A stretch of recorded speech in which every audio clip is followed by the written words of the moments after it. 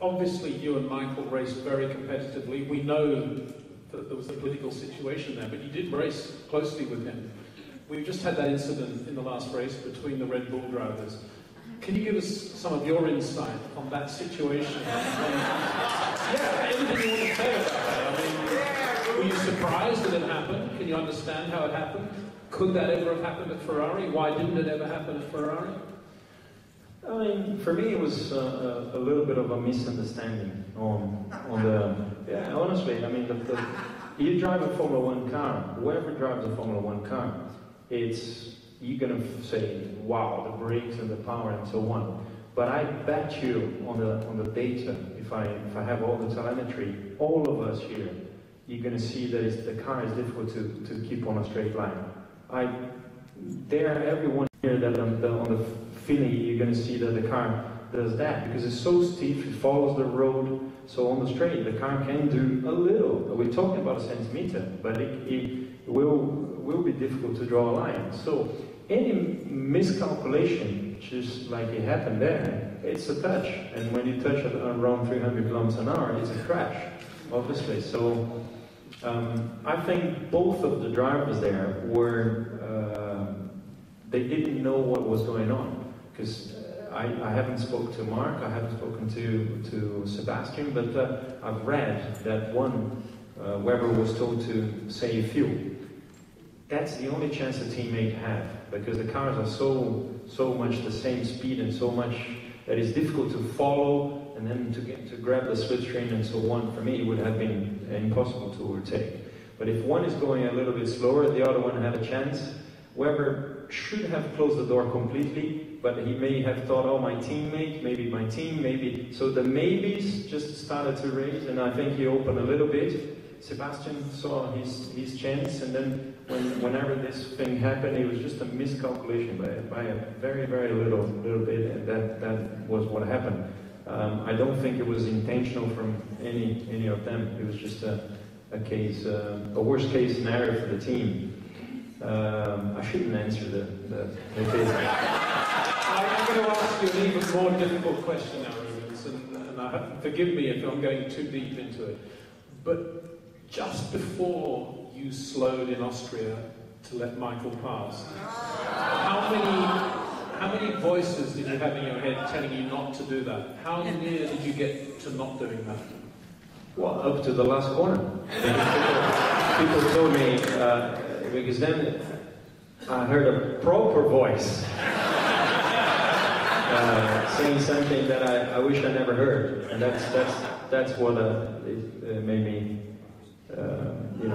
People think sometimes.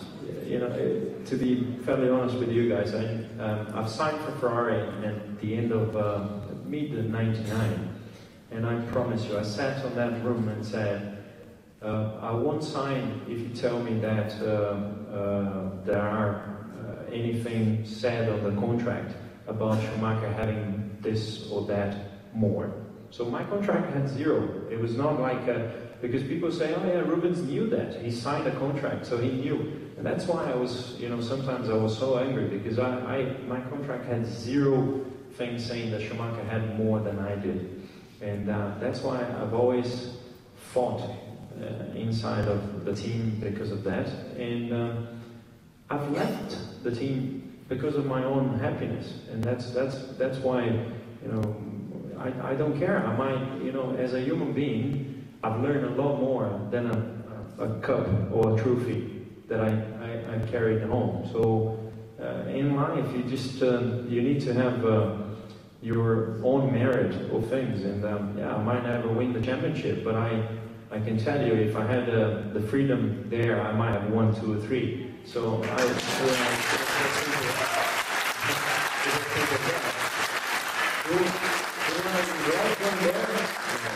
was a great racing team. I've learned a lot from Michael.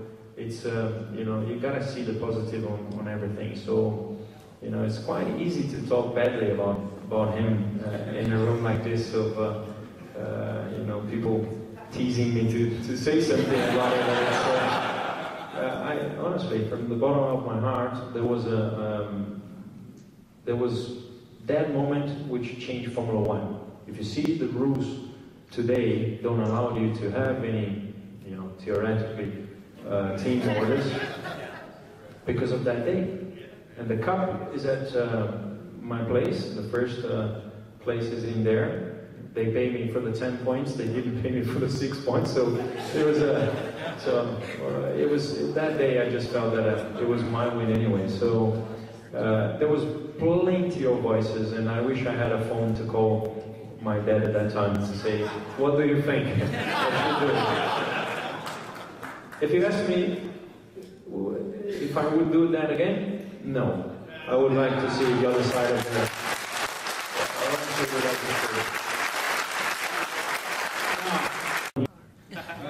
That's a deep, penetrating question.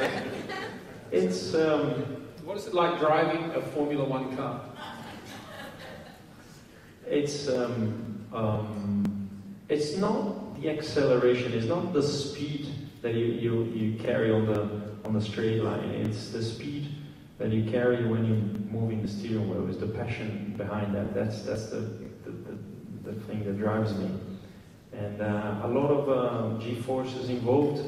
I was fortunate to take my last day working for Ferrari. I drove the 3-seater. You might have heard that they have a 3-seater there.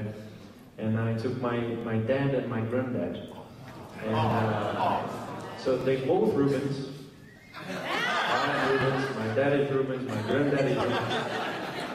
They didn't have a lot of Rubens. Maybe somebody knows, but I was born on the same day as my dad. So